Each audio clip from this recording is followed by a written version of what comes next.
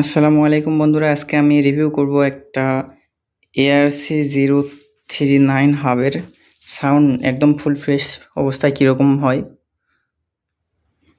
তো চলুন সাউন্ড শোনা যাক।